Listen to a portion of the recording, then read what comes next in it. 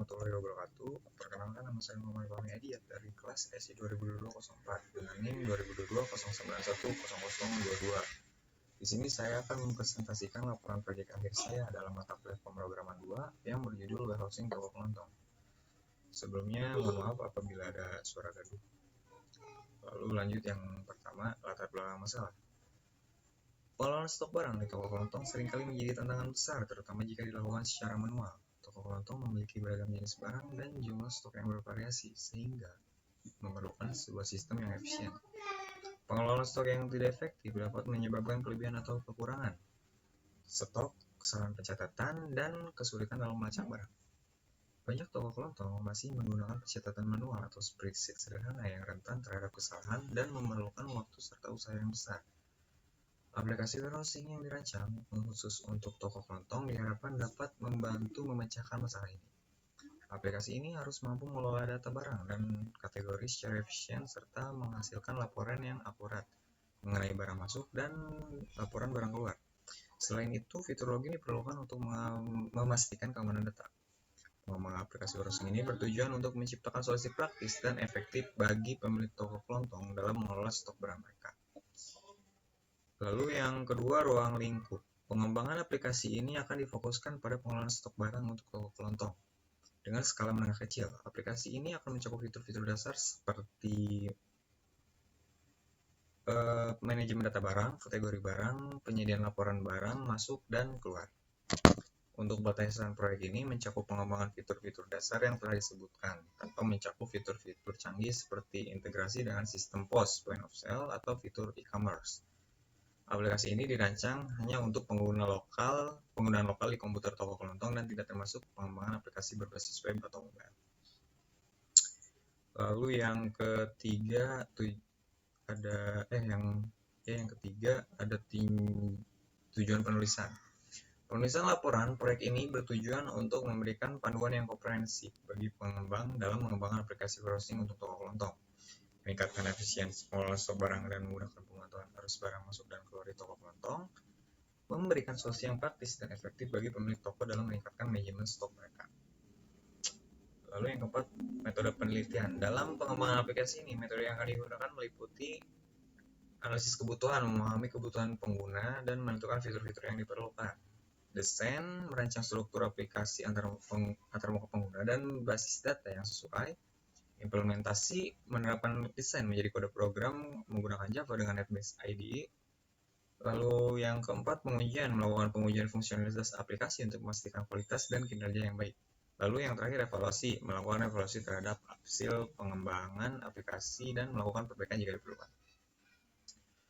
Untuk sistematika penulisan di sini yang pertama ada bab 1 pendahuluan menjelaskan latar belakang masalah, ruang lingkup, dan tujuan penulisan, metode penelitian, dan sistematika penulisan. Yang kedua, tinjauan pustaka, mengulas literatur dan penelitian terdahulu yang relevan dengan pengembangan sistem warehousing. Bab 3, rancangan dan implementasi. Dan bab 4, penutup. Lalu yang selanjutnya bab 2, tinjauan pustaka.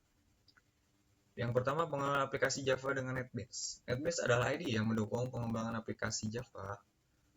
Vukovic et 2016 menyebutkan bahwa NetBeans menyediakan tools yang mendukung pengembangan, debugging, dan pengujian aplikasi dengan efisien. Lalu yang kedua, pengenalan stok barang. Pengenalan stok barang penting untuk operasional toko kelontong. Menurut Brazil 2002, manajemen inventaris yang baik meningkatkan efisiensi dan mengurangi biaya. Aplikasi warehousing membantu mengotomatisasi pengelolaan stok, meminimalisir kesalahan manusia, dan memastikan data stok akurat. Lalu yang ketiga, sistem login dan keamanan. Keamanan akses sangat penting untuk melindungi data sensitif.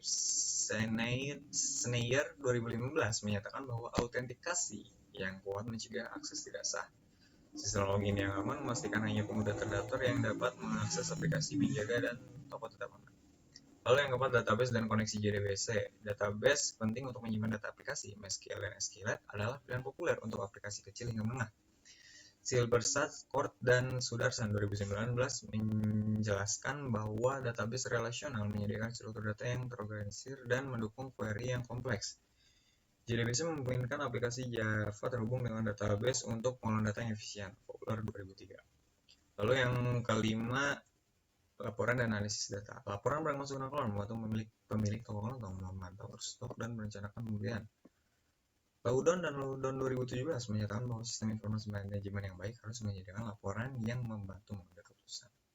Baik, selanjutnya ada bab 3 rancangan dan implementasi. Di sini saya menggunakan struktur navigasi hierarki seperti berikut. Mulai halaman login, halaman dashboard, memilih menu data master atau menu laporan, masuk ke sini, data barang di data master. Ada drop down data barang dan data kategori.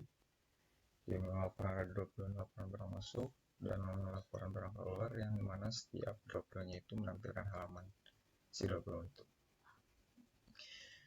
Lalu yang kedua, diagram alur. Di sini ada diagram alur untuk setiap halaman login. Yang pertama, mulai input username dan password, validasi apabila salah ulangi, apabila benar masuk ke sistem, selesai. Lalu di sini ada voucher untuk halaman dashboard. Yang pertama, mulai masuk ke halaman dashboard. User memilih klik data master atau klik laporan. Jika iya, tampilkan drop down.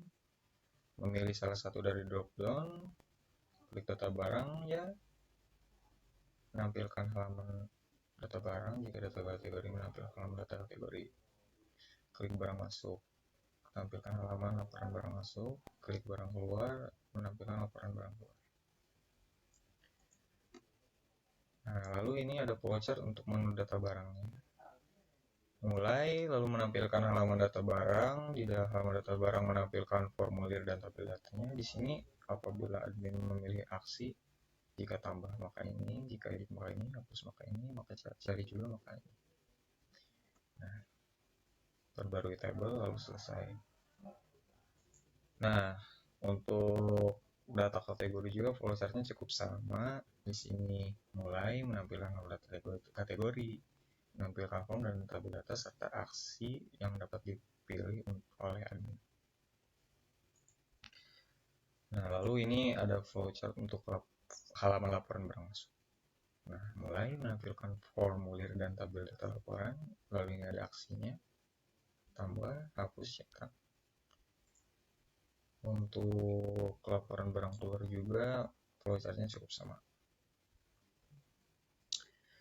Lalu selanjutnya ada rancangan antarmuka. Di sini saya membuat rancangan antarmuka dari halaman login menggunakan GUI. Nah, lalu ini untuk halaman dashboard, ini halaman data barang, ini halaman data kategori, ini laporan barang masuk, ini laporan barang keluar. Lalu yang keempat, implementasinya. Untuk implementasinya langsung saja ke project NetBeans-nya. Di sini saya membuat project dengan nama warehousing toko pelangi sesuai nama toko saya. Lalu membuat package aset, package laporan untuk e-report, dan package toko pelangi. Yang pertama saya membuat kelas koneksinya terlebih dahulu untuk mengkoneksikan ke database. Di sini saya memberikan nama database saya itu warehousing. Nah, lalu yang kedua di sini saya membuat kelas login. Di kelas login saya ada metode validasi login. Nah, dengan mengambil string username dan string password, menyesuaikan dengan username dan password yang ada di database sesuai yang diberikan oleh si admin. Ini untuk action dari tombol button masuknya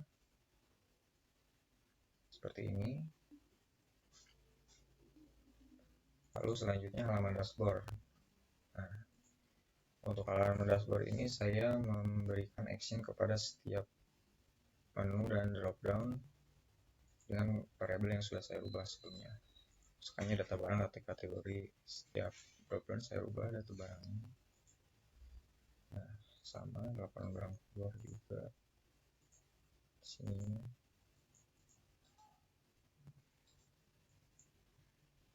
Nah, ini action untuk masuk ke halaman data kategori, ini action untuk masuk ke halaman data barang, ini action untuk lapor ke halaman laporan barang keluar, dan ini action untuk laporan barang masuk. Lalu yang ketiga ke halaman data barang. Nah, untuk halaman data barang saya di sini membuat beberapa metode ya atau fungsi. Load data, clear form, tambah data, edit data, hapus data, dan cari data. Mari kita lihat satu-satu codingannya. Nah, di sini ada fitur untuk load data yang nantinya akan ditampilkan di si tabel ini nih. Nah, ini untuk codingannya. Yang kedua ada fitur clear form. Clear form ini tuh fiturnya tuh jadi setiap kita habis misalkan ini di sini ada button tambah nih. Setelah button tambah diklik itu, maka fungsi clear form akan dieksekusi, yaitu mengosongkan formulir setelah diisi. Lalu ada fitur tambah data untuk perlu tambah data barang seperti ini. Nah, lalu untuk fitur editnya, nah di sini saya menambahkan di fitur edit itu, nah int selected row. Jadi dengan agar setiap untuk mengedit data barang yang dipilih dari tabel data barang. Nah, jadi jika si row yang ada di tabel itu diklik itu akan menampilkan kembali ke formulir si halaman data barang ini. Nah, lalu ini untuk metode hapus datanya. Jika data berhasil dihapus, data gagal dihapus. Lalu ini function atau metode untuk mencari data ya, yang tombol cari nanti kita coba. Ini untuk codingannya seperti ini. Untuk setiap action di button tambah, button edit, button hapus, dan button cari itu memanggil fungsi yang sudah dideklarasikan sebelumnya ya. Nah, ini action untuk tabel data barang. Ketika tabel diklik, maka akan mengembalikan nilai ke formulir. Nah, ini untuk tombol kembali. Selanjutnya untuk implementasi di halaman data kategori, yang pertama saya membuat fitur clear form, load table data, hapus data, tambah data, dan edit data. Untuk codingannya seperti berikut. Untuk tabel data seperti ini, untuk hapus data seperti ini, untuk tambah data seperti ini. Lalu di sini ada edit datanya juga. Nah, lalu untuk setiap metodenya dipanggil ke setiap buttonnya sesuai. Misalkannya metode hapus data disimpan di function di tombol hapus. Nah, ini untuk action tabel kategori ketika diklik. Nah, lalu selanjutnya laporan barang keluar. Untuk codingannya di sini saya menggunakan beberapa library. Salah satunya untuk report juga deklarasi. Lalu di sini ada ini publik laporan barang keluar, private void untuk clear form, private void load data seperti berikut. Nah, di sini tuh load data tuh kan ada dua. Yang pertama ini load data untuk ngeload data ke tabel si laporan barang masuknya. Di sini ada load data barang. Load data barang itu ada tabel data barang di sini yang berfungsi untuk memilih inputan untuk ID barang. Jadi ketika si ID barang di tabel yang diklik, maka akan menampilkan ke form ini.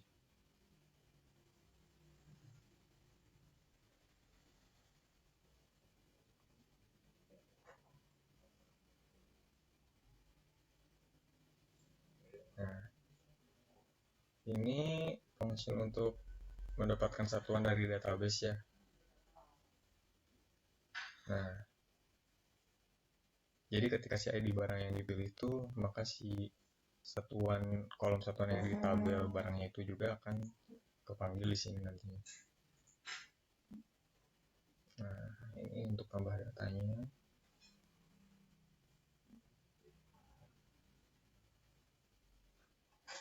lalu ini get nama barang alias ID barangnya.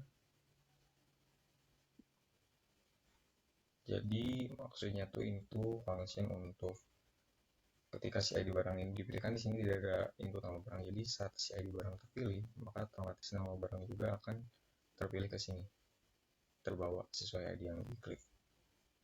Ini untuk metode hapus datanya. Dan ini untuk action button cetak. Nah, button cetaknya ini action untuk tabel data barangnya, dan ini action untuk setiap tombol yang lainnya. Untuk laporan barang masuk juga codingannya cukup sama seperti yang laporan barang keluar. Nah, nama barang otomatis. Nah, nama barang otomatis kan yang tadi itu, jadi setiap ID barang dipilih maka akan menampilkan barangnya juga. Nah, ini untuk tombol data barang.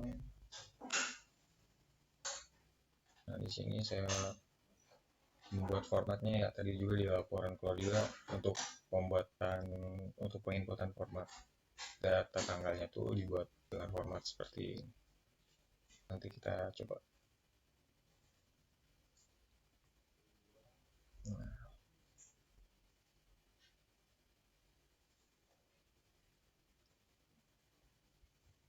lalu ini ada di report ya untuk laporan keluar dan laporan masuk. Tidak jauh berbeda sebenarnya untuk si laporan keluar dan laporan masuk untuk di reportnya. Mungkin agar mempersingkat juga bisa langsung di run aja.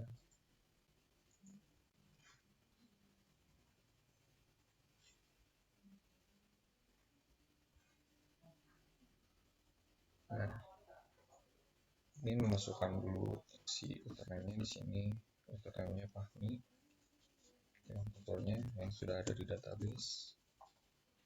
Masuk, admin berhasil. Nah, di sini halaman dashboard ya, memilih mau masuk ke menu mana. Sekarang data barang. Di sini di data barang saya menambahkan untuk buat perhatiannya ya, peringatannya untuk setiap tombol. Kita coba untuk memasukkan barang. Kita masukkan ID-nya terlebih dahulu. Nama barangnya apa? Misalkannya gunting.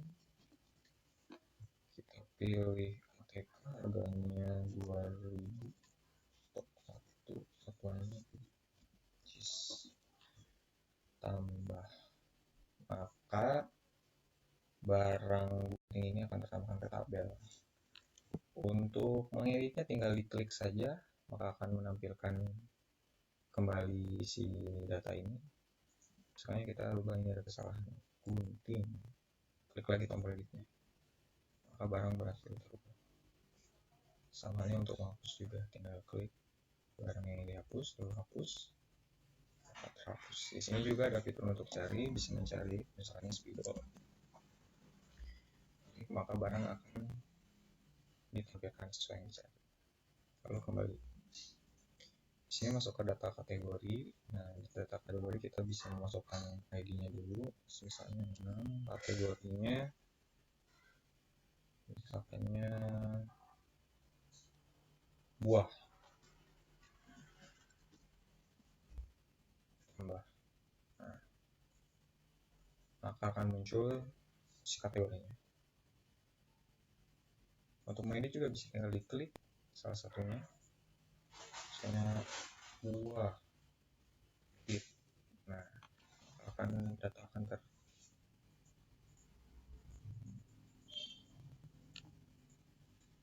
terhapus. Nah, ini untuk data kategori. Lalu selanjutnya laporan barang masuk. Di sini admin bisa memasukkan ID barang masuknya terlebih dahulu. Misalkan 2, ID barang masuknya dulu. Jadi barang apa yang masuknya tuh, misalnya pilih telur, jumlahnya 2, tanggal ini kan sekarang 13.06.24. Nah ini untuk format yang tadi ya, yang DDMMI tambah. Nah maka otomatis nama dan satuannya itu akan terpanggil sesuai ID barang yang dipilih. Bisa dihapus juga menggunakan tombol hapus, lalu bisa dicetak juga. Nah ini untuk report dari laporan barang masuk.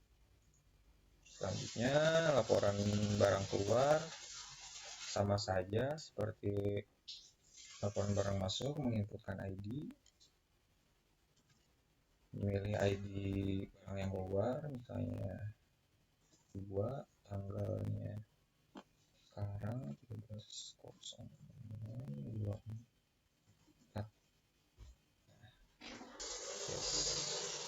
Bisa dihapus juga lalu dicetak. Nah ini untuk laporan barang keluarnya ya. Nah lalu untuk kesimpulannya dari laporan proyek saya dalam proyek aplikasi manajemen gudang yang saya kembangkan ini, saya hanya berfokus pada pengembangan fitur manajemen stok dan crude untuk admin. Aplikasi ini menggunakan login yang aman untuk mengakses pengaturan gudang dan manajemen stok. Fitur intuitif menggunakan admin dalam memasukkan dan menyimpan data barang, sementara tab manajemen stok memungkinkan monitoring inventaris, yaitu yang tadi kategori. Lalu ada tambahan halaman laporan barang masuk dan keluar dengan opsi pencetakan, memastikan pemantauan yang lebih baik terhadap pergerakan barang. Dengan termuka yang user friendly, aplikasi ini menawarkan efisiensi dan keamanan dalam pengelolaan gudang. Sekian laporan proyek akhir dari saya dan uji cobanya. Mungkin ada beberapa fitur juga yang dapat dikembangkan dan masih harus diperbaiki lagi. Kurang lebihnya mohon maaf. Wassalamualaikum warahmatullahi wabarakatuh.